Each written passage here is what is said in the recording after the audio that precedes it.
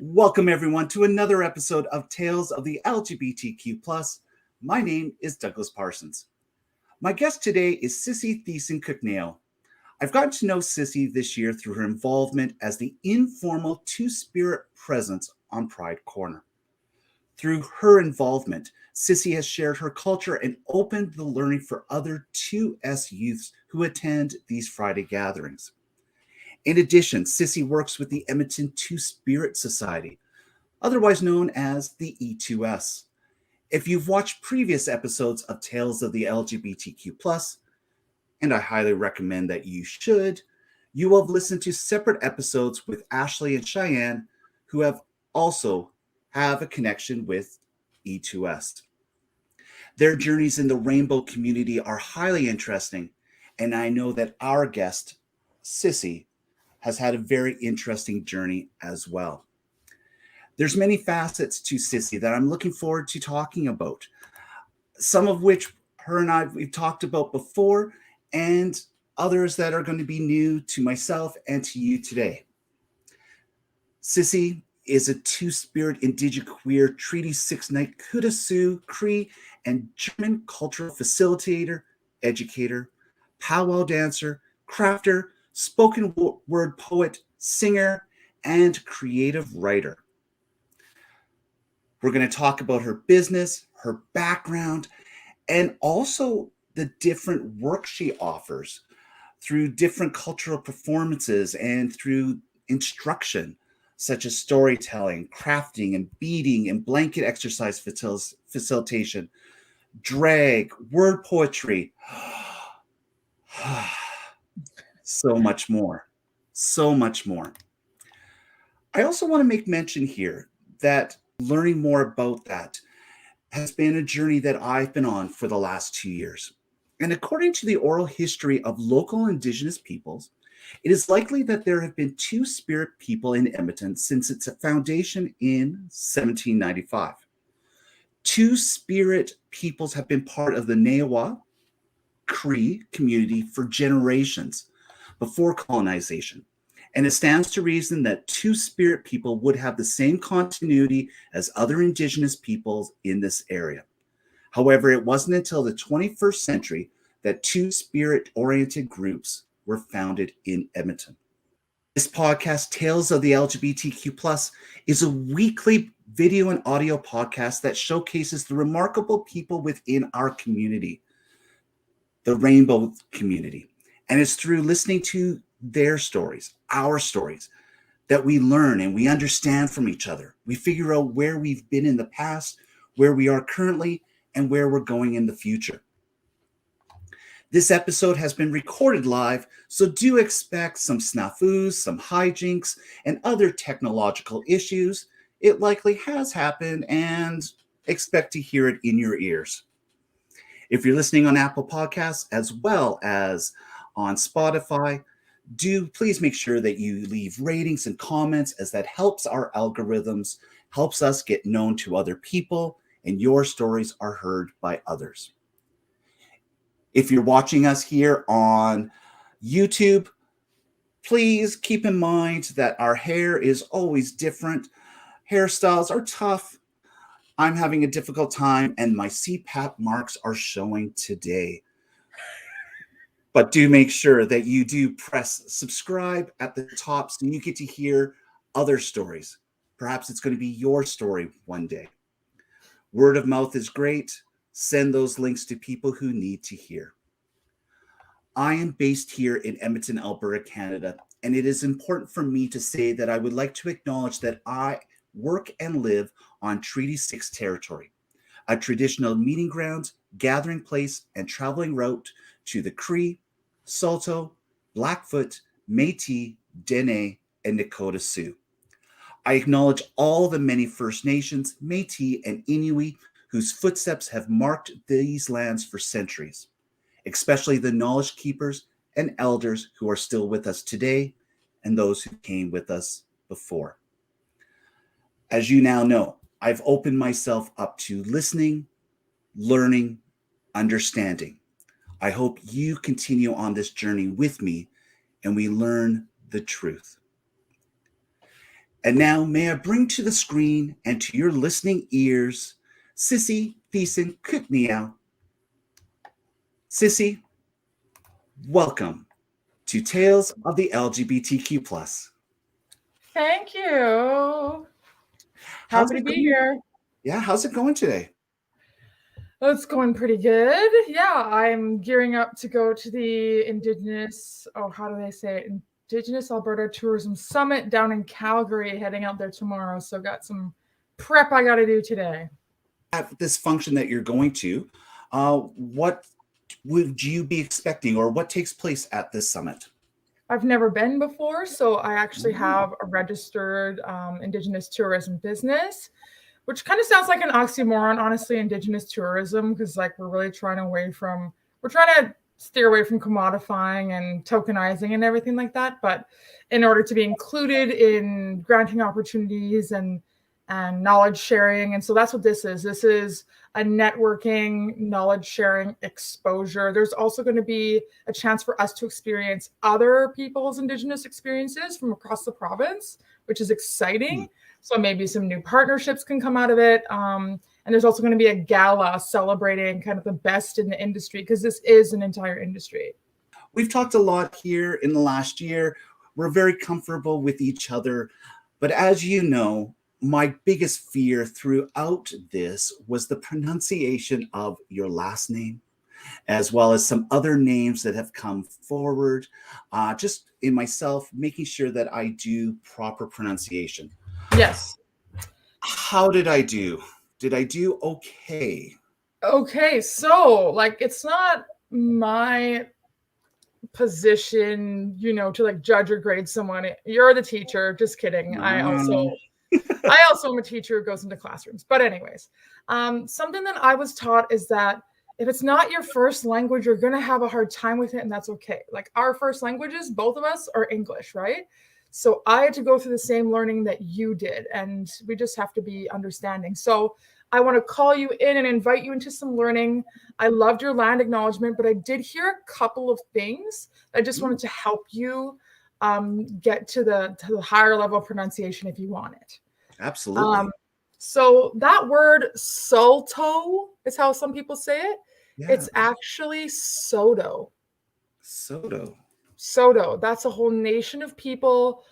There's Anishinaabe, Ojibwe, Soto. They're all from the same kind of origin community and origin tribe. So it's Soto, and then there's Nehewak, Nakota Sioux, and I think that was said a little bit differently, but Nakota Sioux and Cree in German. So Stoney is a language that the Nakota Sioux speak from my community, which is Alexis Nakota Sioux Nation. And I speak more Cree than I do Stoney, because Stoney is hard. So we got Soto, Nakota Sioux. Awesome. And then my last name, you killed it like the first couple of times. You killed it. So it's Kootenay, like the Kootenay Mountains. Most people know about those here. Kootenay with O on the end. So Kootenayoo. Yeah. Close. Awesome. Close for that part. Pronunciation, it's important. And representation matters. And so it's important to work on this and get this correct. And I bring this back to my recent experience with Edmonton elections. The matriarch committee has gifted 12 names to different wards of Edmonton.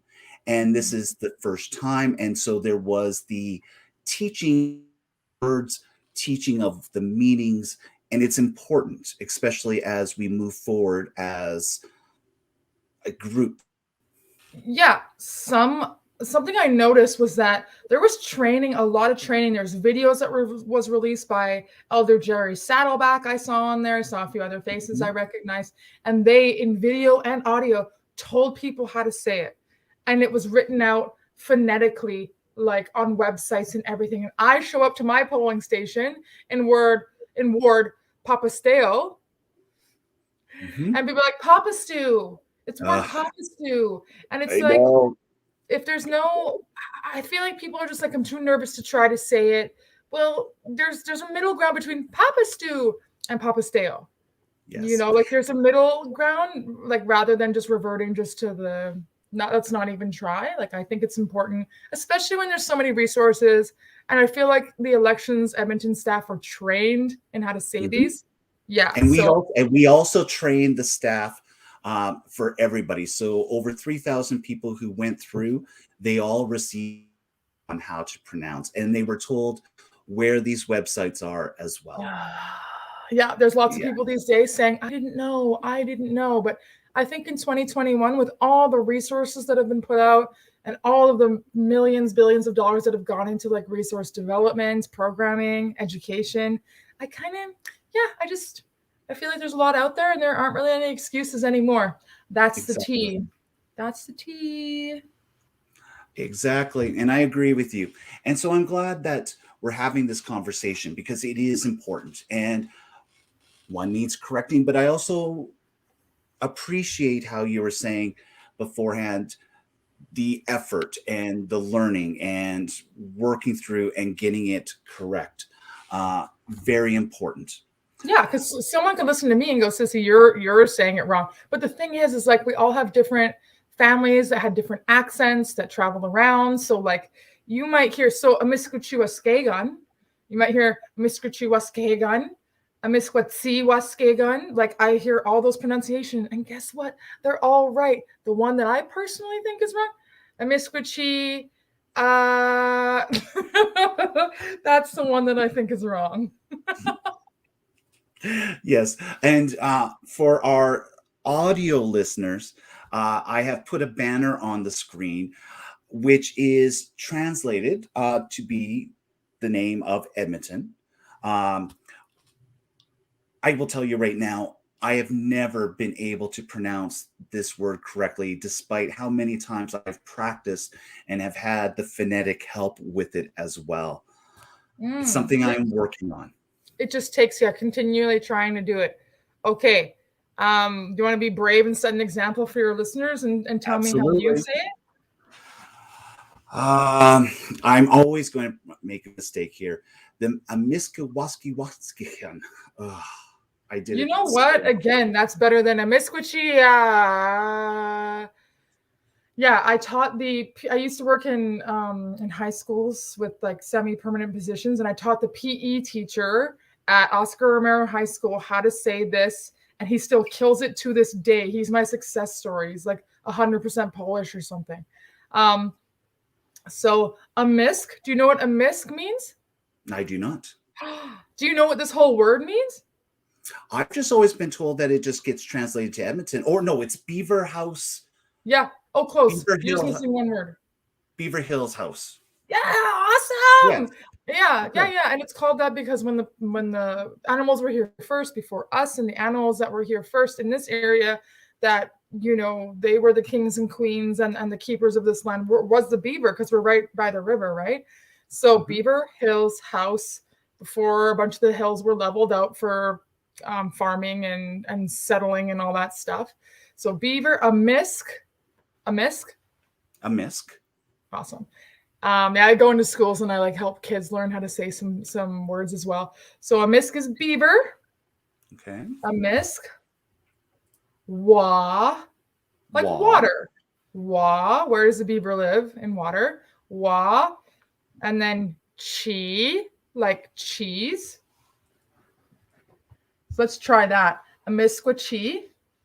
Amiskwachi. You got it. Amiskwachi. Was. Like wasp. Was. Wast. Yep. Wasp without the P. Was. K. Yeah, just like the letter K. And then gun. Like gun. As I'm taking notes here as we're going through this, Amiskwachiwaskegan. Oh my gosh, Doug. That was awesome. Good job. That's a round of applause for Doug. That's a round of applause. If you're not watching, I'm doing it in a circle around my face. And if you're driving at home, please put your hands back on the wheel and do not continue driving as you clap for me. Mm. So, Sissy, you're teaching us right now. Have you always been have you always been in tune with your cultural background? No. So that story is very common for a lot of us. So if we go back, and there's reasons, it's the same reasons for the reason as to why I'm not in touch with all of those different aspects. So my culture, I was actually raised by my mom. I'm going to do something for if anybody's watching on YouTube.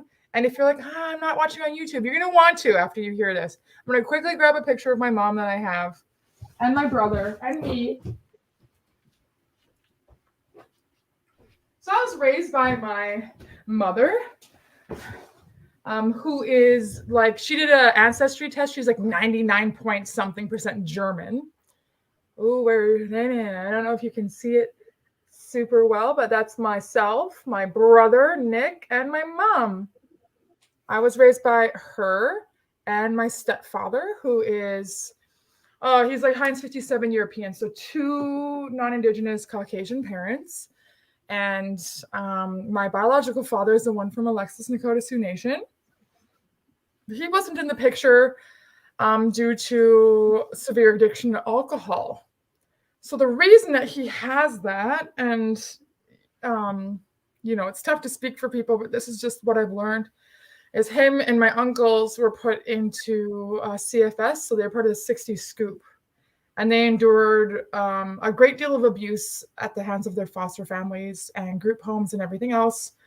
And their mother, so my grandmother, was in residential school. So like all the big socioeconomic problems that we're seeing and addictions and all that stuff can be traced exactly back to colonization, assimilation, the efforts that were made to really break us down as people, which are still lasting today, intergenerational trauma, blah, blah, blah. So I didn't have that connection to my family because my mom had told my biological father, like, stay away. You're not safe. She has a dad. And I can understand. I don't resent that. I did at one point, but I don't resent that because mothers are just trying to protect their kids. And I get it. So I didn't have any culture. My mom, bless her heart, she gifted me 2 little beaded people, which I don't have anymore. She gifted them to me as a small child. And one was a chief and one was a lady. And I really wish I still had those. But other than that, and she got me, I think I had a pair of moccasins when I was a kid, and that was it.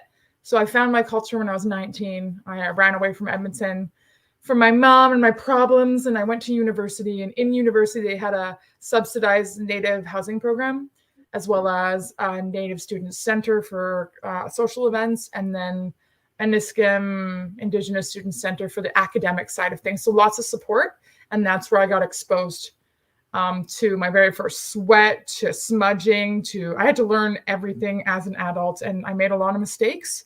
And that's why I'm kind of passionate about helping people now, because I've been through this and I've made a really long journey to where I am now.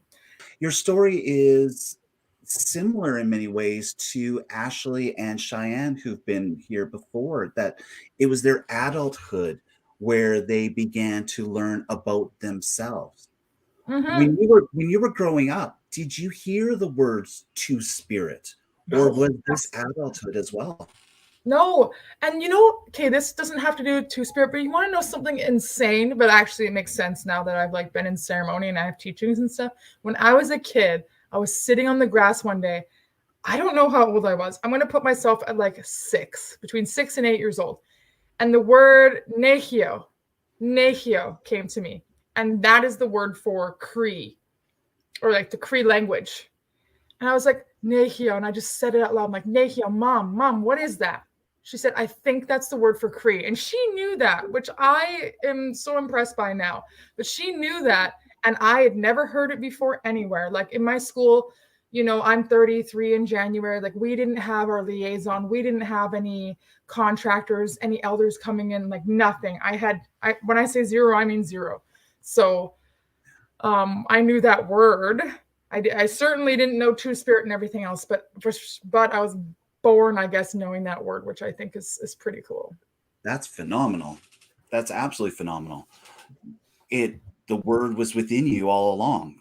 It's actually a ceremonial thing. Like we were born knowing a lot of things. So for example, our spirit names. I'm not a fan of the co-opting, obviously, of spirit names and spirit animals like people are doing now. Champagne's my spirit animal, whatever. But the teaching is that like we are born with our spirit names, and it's usually in an Indigenous language. And if we don't learn that language, we're not going to know our name. But we're born with it, and then a knowledge keeper, elder, medicine person helps reveal it to us. So people are like, oh, I was given it. You weren't given it, you were shown it. So like we were born with these things. We were born with, sure, intergenerational trauma, but intergenerational memories and intergenerational, teachings and stuff. And I'm really just looking into that now. And I really do believe that. So what does this learning, this journey that you've been on, what does it mean to you at the end of the day? How has it helped you in your everyday life? Oh my goodness. Oh, I figured I would get a little emotional during this, but I didn't think it would be this soon.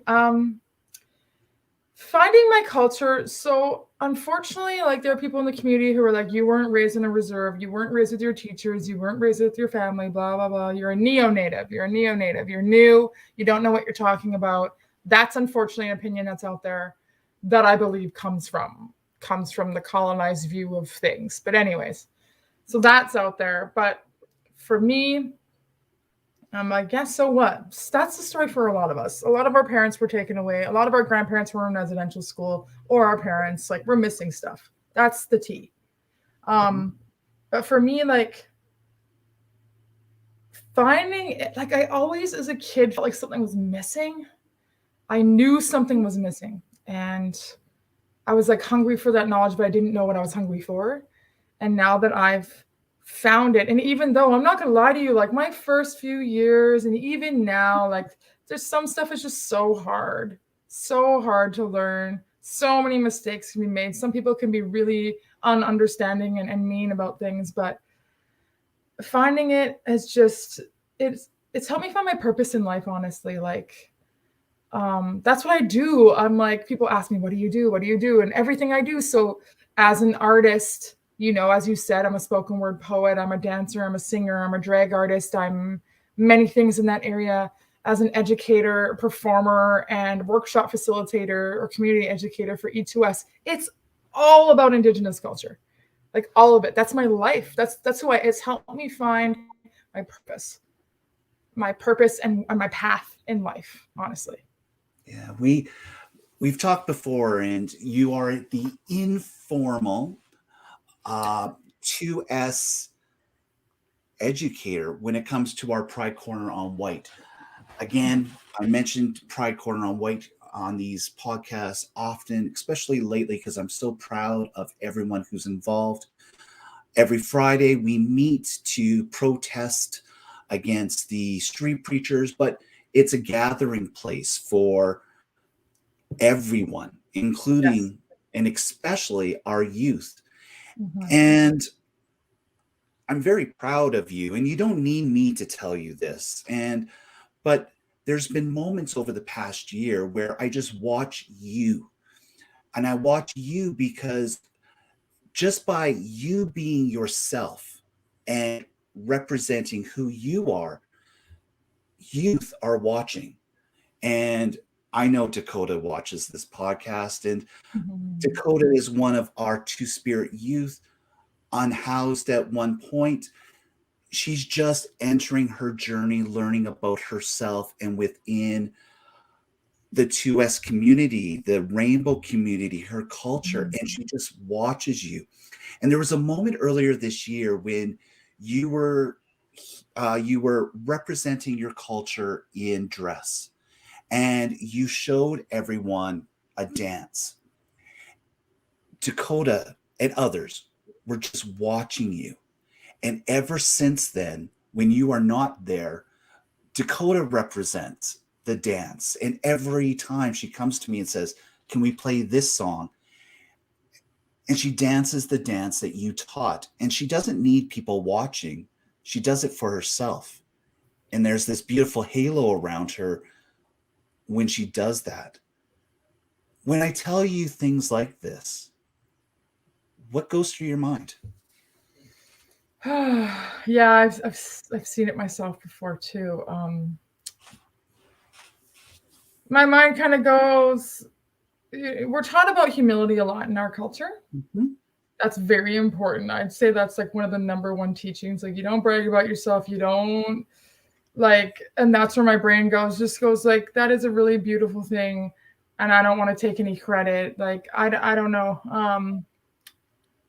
I was thinking as you were saying that, I wonder if Dakota would have got any of this if I didn't show up, if I didn't, overcome, because I deal with, I deal with mental illness. I've got borderline personality disorder, and I got some pretty serious depression that can keep me from coming to the corner a lot of weeks. So if I didn't get the courage and the motivation to come out, I don't think Dakota would have learned. And the dance that I showed was actually women's traditional. It is gendered, unfortunately. Powwow dance is currently still gendered. There are two-spirit powwows and gatherings which just say traditional fringe dress, which is great. It doesn't have a gendered connotation to it. But it would be we'll just say that then. We'll say traditional fringe dress was the style that I was showing Dakota.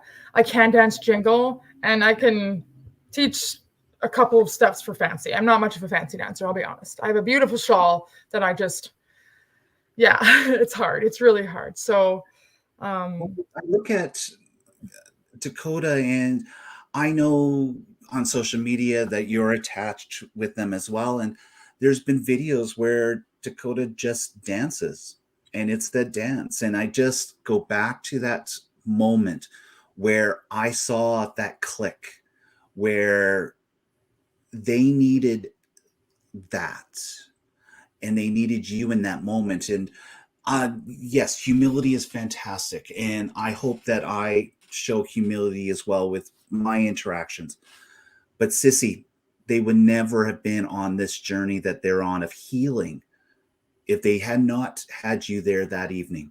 And that's important. In talking with you, or as well as online, you've been very open about yourselves in so many different ways. It has to be difficult to be so open as you're learning as well. What are you doing to make sure that here's the learning, here's myself, and there's a buffer between the two, even though I'm experiencing everything at the same moment? there's no buffer, Doug. There's no buffer. Yeah. That's the key in our community, because like I said, as we talked about, there's so many people who have been away from the teachings, who are learning as adults. There's so many of us. But people ask me to come into places and speak, and they ask me for things because, like, sure, there are people that can look at me and go like, they are learning, they are new, blah, blah, blah. But that's a very small amount. The majority of everybody else goes, this is somebody it's because I have an open heart. It's because I'm really open with my language and open with myself that I am approached and I am asked. I've had people straight up tell me that. Tam Anderson from Prairie Gardens. It's a farm in Bonaccord, I believe. It's not too far out of the city. It's beautiful. I came to a session once, was asked to share something in a circle, and Tam asked me to come back. And now we have a partnership because my business, Wahasi Saba Experiences, we have a partnership because of she called it candor, because of my candor, honesty, humility, and all those things. And that's why I'm asked to speak at places. And I've had like people from my community be like, you shouldn't be doing that. But at the same time, like, our elders, there aren't as many as people think that are well and here and able and can travel around and like have that capacity and energy. Like, the elders that are out there are spread so thin. They're spread so thin. And I'm not going to sit here and be like, I'm an elder. Definitely not. But I'm just somebody that people like to ask questions and people like to talk to and ask me to share what I know. And I'm glad to do it. Here we have on our screen the website that Sissy just mentioned. This is where you can contact her, contact them about the services that you offer, as well with the experiences. I'm going to just spell it out for everybody right now who is listening. WASESABA experiences.ca. Wherever this podcast is listed, we will also have the link to this website. When people go to this website, Sissy, what will they find? Well, they're going to find my Indigenous tourism website, which lists all the sessions that I offer. So some of them do lean a little bit into the arts. Like I do have a spoken word. They're mainly workshops, and I guess services. And one of them is a spoken word, which I hope which I always intend that it leads into writing your own land acknowledgement. It's called Sacred Speech. It's centered around the 7 grandfather teachings or 7 sacred teachings. They have different names. And they're going to see a video of me dancing jingle. That's my background on my home screen, is me dancing jingle at Edmonton City Hall for International Daughter Day 2017 or 18, I believe, in the very first jingle dress I ever got. They're going to see my bio right up there on the first page. And then I've got featured experiences, which my Powwow 101 is my featured experience, where I've really dedicated a lot of time, energy, and effort to learning about all of the powwow styles, the stories of origin, the ethics, the protocol, and then the steps and the regalia. That's kind of secondary. So for me, I'm really passionate about, let's learn the origin and intent of powwow, and about the prayer and dancing for people who can't, and all the other beauty that goes into it, beauty and pride and cultural resilience. And that's kind of what I'm all about. So they're going to see my Powwow 101 experience. I like to break it down into 2, especially for non-Indigenous folks. Where the first one is 101, which is the ethics, the protocol, the stories. And then 102 is more about the regalia and the footwork. So they'll find a link to Airbnb for my feature experience. I have to get some dates up there. Winter is hard. COVID is hard. But there's a bunch of things on there. Yeah, crafting. There's a date night experience I'm working on with Prairie Gardens to have people come out and have a meal, and then they get to experience a little bit of dancing and some partner dancing, maybe make a craft together. Like there's all sorts of things that I'm doing with my business. Myself, getting to know you this past year, you are a remarkable person. In addition to Sissy, we also have the fantastic people with the Edmonton Two-Spirit Society, e2s.ca. Sissy, you are part of this as well as an educator. Well, I've actually been part of E2S since, I don't even know the year now. I sustained a brain injury in 2018, so my dates are all mixed up. But we'll say, I think around the year 2017-ish, I started as a member of the board. So E2S is a charitable organization, is nonprofit. So I started as a member of the board, and that's not something I love doing. I don't love being an admin. I don't love doing things that are in a heavy colonized structure. But I started as a member of the board. Boyd Whiskey Jack invited me and went, we need more feminine presence there. Things in our community typically are run and overrepresented by males or masked people. So I was on the member of the board. And then I ended up, doing, as a member of the board, volunteer education sessions in community. Boyd and myself went out to Saddle Lake. We went out to Saddle Lake Cree Nation, went to schools, went to the Bennett Center, a bunch of different places. And then I started performing. So I am a dancer, as I mentioned, a powwow dancer. And so I started dancing with them as one of their people on their dancer list. I went to Alberta legislature with E2S, which was really cool. So that started to become... leading up to I took a part-time contract as the COVID response coordinator. That was earlier this year or earlier last year. I think it was earlier this year in 2021. I had a 3-month contract to come up with some programming and a grant COVID response plan for our community. So yeah, we went from board member to volunteer and then performer and then part-time contractor. And now I have a semi-permanent as much as it can be a nonprofit, to be the part-time community educator for Edmonton Two-Spirit Society. So I moved from volunteer to staff, essentially, is what happened. I've loved getting to know the people with Edmonton Two-Spirit Society, and you mentioned Boyd and Jeff, who's there, and they will be future guests of Tales of the LGBTQ plus in the future. Schedules are able to mesh. We're recognizing more and more 2S, Two-Spirit. Mm-hmm. And we do have this alphabet soup of our rainbow community. Mm-hmm. We've had 2S LGBTQ plus. I've heard LGBTQ 2S. Where do you stand when it comes to the inclusion of 2S in our rainbow community, and especially that alphabet soup of an acronym? Yes.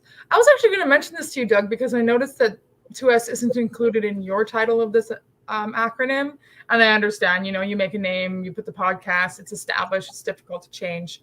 But I just wanted to invite you, like where I stand is 2S should be first because we are the first peoples. Two-spirited peoples are typically kind of how I educate about it is that we're First Nation, Métis, Inuit, or Indigenous to Turtle Island, which is, North, Central, South America, Indigenous to Turtle Island. We are a member of the Rainbow family or the Rainbow community, as you put it, and that we are building an understanding and knowledge of cultural roles, because there are cultural roles and responsibilities that go with being a two-spirit person. So that's kind of the three categories, if I have to put it in like that, to teach people what two-spirit means. So in being Indigenous to Turtle Island, that means that we're the first peoples, right? Mm-hmm. So when we're doing things, we do a land acknowledgement first, because we're acknowledging, settlers are now here, it is now colonized, but it wasn't always. And there's people who, took care of the land so that we could have it today. And we do that at the beginning of things. So I feel 2S should be at the front. And people can be like, well, then A should be in there, and like I should be in there. But Two-Spirit is, I think it stands on its own separately, because again, it acknowledges the Indigenous peoples within our rainbow family. So I think it should be 2S LGBTQ plus, personally. Well, there's a reason why I've been smiling during this entire time here. If you've been on YouTube, if you're watching on YouTube, this is an announcement. When it comes to podcasts, we do things on seasons. So this is season 1 of this podcast. And so I'm really thrilled, Sissy, with what you mentioned, because I completely agree with you. And so this is the official announcement that as we finish 2021, as we finish the remaining 4 or 5 episodes, that will finish the first season of this podcast. And with the very first episode in 2022, this podcast is officially being renamed Tales of the 2S LGBTQ+. Yay! That's another round of applause. It's a round of applause. Woohoo! Yeah. That's so I wanted to wait for you to come on before I can announce that. And Ooh. I agree completely with you. 2S absolutely should come first. And that's the way it should always be, and will always be moving forward with myself as well. So yes, with the first episode of 2022, this podcast is renamed Tales of the 2S LGBTQ+, and that's the way it is. Some people may disagree, but fuck them. That's the way we are going with everything. You made my anti-laugh come out, Doug. Dang it. You made me anti-laugh. Perfect. Well, speaking of anti-laugh, we've had a guest throughout this in many ways. This would be my bottom right-hand corner. This would be to your left-hand side. But there's this open mouth being beside us. Oh, tell us a little bit about who this is that we have here on our screen now. This is Auntie Leela Longback. So Auntie Leela, if anybody's familiar, I'm still trying to work this camera angle. It is tough on a backwards reverse camera. All right. So if anybody's ever heard of Emery Burning Grass, so Emery Burning Grass she came out before I learned about him, but he is a puppet that has been popular on social media. His owner creator is from, I believe, somewhere here in Alberta, a nation here in Alberta, and he's one of these puppets. And I came up with this idea because this is Auntie Leela Longback, and she talks like this. She's got a bit of a res accent. She is Stone E. Rivers drag auntie. So Stone E. Rivers is my drag king character. And he's Stone E because I'm Stony. He, play on words. And Rivers because I love rivers. And I just thought it was a fierce name. And LaDonna Cree helped me choose that name. So this is Stony Rivers is essentially trying to be like this, I don't know what's going on with the mouth here. It's trying to be this like 20-something fuck boy, like round dance champ singer, or thinks he's a champ singer, but he's not. Like that's who that character is. And this, I created her to roast him.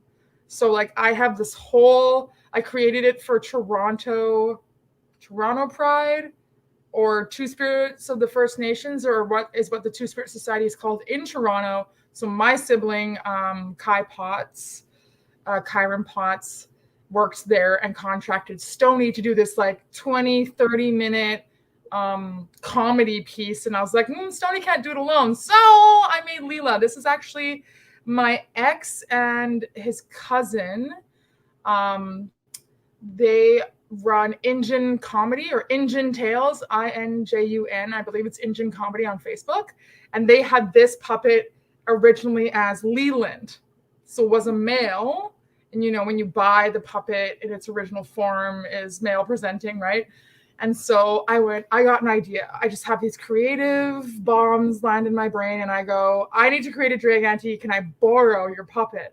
And I dragged Leland out. And in the video I made for Two Spirits of the First Nations, we included pictures of what Leland looked like before, and now what Auntie Leela looks like after. So she's got these like long, they are bigger than 3.1s. Like they are huge, feather blue eyelashes. I gave her earrings. One of them has fallen into her high dress, and we're not talking about it. We're just leaving it. She looks classy and fancy with her one earring hanging out of her braid. She does actually have a smoke tucked up under one of these ears. Oh yeah, there's her smoke. She's got a smoke. She's got feather earrings. And she's all about that res humor. She's all about that native humor. That's what we use to get through a lot of our, pain, trauma, and experiences. This is her high dress, really fancy, hot glued right on there. And I've got rhinestones as her belt because we take our beadwork and our beaded earrings very seriously in our community. She's living her best life. This is Auntie Leela, and she's got a long back. I don't know if you know, but essentially she's got no butt. What? She's got no butt. That's the joke in the Indigenous community in Indian country is long back, no butt. You go straight from back to legs, no butt. No buts about it. So where is as I'm like, where is Leela going? Where will she be seen next? Do you know yet? No. So I do everything. I'm impulsive and in the moment, and things are rarely ever planned with me. And that's where all my beautiful work comes from, is like, I feel something, I do it. And like the best stuff comes like that. Especially since getting my brain injury and now being diagnosed with ADHD, that's just how it works. So people liked her. People thought she was funny. And Kyron was encouraging me, make a TikTok, have her do little skits. Personally, I can barely keep up with Instagram and Facebook. I'm pretty bad at social media. But that's an idea that Kyron's like, I would promote you. Like, and Kyron's a top Indigenous influencer, has been for a while. Kyron, OHKAIRYN is his handle. But yeah, he was encouraging me to do that. I don't know. I just, with my 3 jobs that I have, like, I don't don't really have the energy, honestly, but hopefully maybe one day she'll get up on social media and maybe she'll do a collab with Emery Burning Grass because she's got a big crush on him, don't you? No. No, I don't. You can definitely send this and to show the crush and at least get that going in many ways. Yeah. Hey, Sissy, as we come to the end of our conversation, one of many that we're going to have over the years, of course, in this digital world, we've talked about your background being two-spirit. We've talked about you as a young adult learning about your culture and not having that background when you were growing up, and yourself being so transparent with everything. And we don't have enough time to talk about everything, and that's why you're going to have to come back, and it's an open offer at all times. Oh, yes.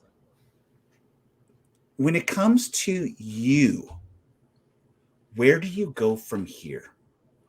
Where are you going with your life? Again, like I live so also because I have anxiety as well. I'm trying to learn mindfulness, so being in the moment. And I have some vague large goals. Like I really want to be able to I want to dance overseas. Like I'll tell you right now, I am not a champion dancer. I don't dance powwow for the sport, for the athleticism, for the competition of who looks the prettiest. That's not why I'm doing it. And so like that's a way that people do that is they hit the trail, and it's not overseas though. Our powwow trail, it's just North America. But I want to bring some of my experiences or my dancing overseas. I want to do that. I would love to do I did a cultural exchange before I was a dancer, like years before I was a dancer. I did one in Nicaragua, and I'd love to do something like that again, bringing culture and doing an exchange, doing a performance. I want to travel. I want to travel and perform. I want to be, honestly, one of my goals is to be a full-time performing artist. And I have never said that out loud because I'm scared. But I want to be a full-time performing artist, and, to pay bills, I've had to take on, I have to have part-time jobs, and I have to have hands in many baskets to make sure bills get paid like anybody, right? It's pretty normal. But yeah, I want to travel. I want to make this a full-time thing. And I know got to get on that TikTok, got to get on all this stuff, but I want to do it my own way. I don't like doing things the way people tell me they should be done. Like, exactly. And by naming it and by saying it out loud, you're now putting the onus to make that realized. And that's important. You named this episode in a conversation with us, and it's two-spirit realness. Yeah.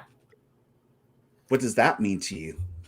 Well, it came from that gig I got with the Two Spirits of the First Nations in Toronto. They wanted a video and they wanted it to be long, and I needed to name it something. And I was like, oh my gosh, I'm going to do a femme sissy. So the pictures that you put up with this, there's going to be one when I'm modeling and I've got makeup on and I've got my braids and my otter furs and I'm looking super feminine. And then there's Stone E, who's really helped me come into like my masculine identity and has really, really helped me feel comfortable with identifying as a two-spirit, and being someone who walks in both those worlds and sits in the in-between place. He's really helped. This is one of his shirts actually that I'm wearing right now. I'm wearing a ribbon shirt that's got a rainbow going down the side of it. I also got a kokum scarf on and earrings and my pansexual bear paw medallion that my friend made me. Representing. But two-spirit realness, I don't know, that just like RuPaul's Drag Race, like the realness, like I just love that. I love that drag is exaggerated, and I like being, I like being in the spotlight. So I was like, two-spirit realness, like that's what I'm coming into, and that's what I call this whole production of like Antilila Longback and Stony Rivers. And I actually am developing a burlesque character, Sioux, Sioux, C, so like sissy, but it's Susie Rivers. So we've got the hyper feminine and we got the hyper masculine, and it's two-spirit realness. That's what it is, Yeah. And the realness goes with it because you are unapologetically you. And that's what Yeah. I love about you because you are who you are and you own it. I you may not remember this moment, but you taught me something Oh no, Doug. earlier this year. Oh And no. and it was funny because my role down at Pride Corner is a dad or an uncle because I'd rather be an uncle because I get called daddy in the bear cub community, and to get called dad or daddy down with the kids, it's like no, no, don't Yeah, do yeah, that. yeah. So uncle, Yes. uncle is good. Yes. But Dakota called me, sorry to interrupt you, but Dakota called me, made this like Facebook posting of like listing all the adults as the order in the family and listed me as a sibling. And I laughed so hard. I'm like, excuse me, child, I'm an auntie. I'm yeah, not a sister, brother, sibling to the youth. I am an auntie. So auntie, Uncle Doug, Auntie Uncle Sissy, yes. that works. There's the moment because down there I play the music, but people ask me questions all the time. And you can't go into that half listening, half not, just simply because there's so many things coming at a person. And Yeah. there was that one moment about 5 months ago where I somewhat heard you mention about sage and the burning of. And so in my half listening, because I've got all these things going along, there's that moment where I was like, oh yeah, that's a good idea. Yeah, you have permission to do so. And you very quickly said, that wasn't a question. This is what I'm doing.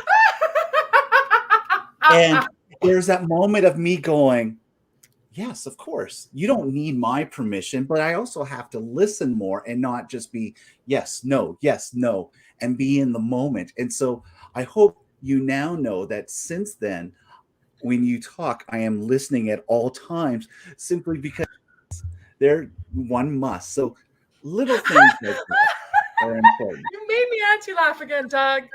Oh, That's what I'm here for. But it's true. It's so true. and Last I have to tell you, I have okay. to tell you, Doug, I have a nickname from the adults. So there's Pride Corner adults, and my nickname is Blunt Auntie because of my ADHD and my brain injury. Often that filter is like not there. It's just like I wasn't asking a question. Snap, snap, snap. And I'm like a sassy person to begin with. So Yeah, those things just come out. Most people think it's really funny. I Calling think people it's out, great. calling people in all the time. So they call me Blunt Auntie. Reed Larson, who made the Pride Corner sign, who, we built a friendship. We're hoping to do a t-shirt, a Blunt Auntie t-shirt. So hopefully that happens. Fingers crossed, putting it into the universe. But I kind of remember that moment. And so, yeah, at Pride Corner, like you said, the informal two-spirit presence. Like I've brought smudge, I've done performances in regalia, I've Mhm. taught youth how to dance, and then Claire will because Claire is, constantly triaging and passing people to people running around like a chicken with their head cut Yeah. off. But if they meet anybody who's like two spirit or indigenous in their introduction to Claire, Claire will just immediately like grab that person and tow them over to me and be like, Sissy, this is such and such from such and such who identifies as, Mhm. whatever is under the umbrella of what I identify as, which is cool. So, Yeah. yep, I remember that moment. You are the organizers get a lot of credit, but our informal adults and our kids need recognition. And so, Sissy, your efforts and your help in building our community down there is vital. And you've got my heart. I've been smitten Oh, from I've been smitten from the first word. And I should mention Reed here as well. Reed hasn't been mentioned often enough. And Reed Larson and his girlfriend Shayla have been down there almost every week as our official photographers, and just calmness, and they're important as well. So that acknowledgement is good. Sissy, I'm cognizant of our time together. yeah, Uh, Last question. yep. If you had the opportunity to talk to the 15-year-old self, what would you say to her, to them? No, Doug, you're doing a RuPaul moment on me. I was not expecting this. 15-year-old? Okay. Well, Sissy, if you've watched all the episodes, I always end this way anyways. The tea. I'm busy, girl. I got 3 jobs and mental illness. It's hard. So 15 was an interesting. Oh, you brought me back to some. Oof. I didn't develop my femininity, so my shapes and my inner workings, if you know what I'm talking about, attached to the moon. That didn't happen until the summer that I was 15. So I was very shaped like a rectangle, and then a board from the side. I had no shape. I was made fun of a lot for not being feminine enough. And then all of a sudden that summer of turning 15, I exploded, and then I gained, oh my gosh, I gained like 50 pounds. Like it was a time of body image and dysphoria, and it was really, really hard. So that's just what I think of. And kind of what I think I would say is the people are always going to want to define you and tell you you're too much or you're not enough, and they're never going to be happy. That was the turning point right at this time. Big changes are coming, and they're happening right now, and it's scary.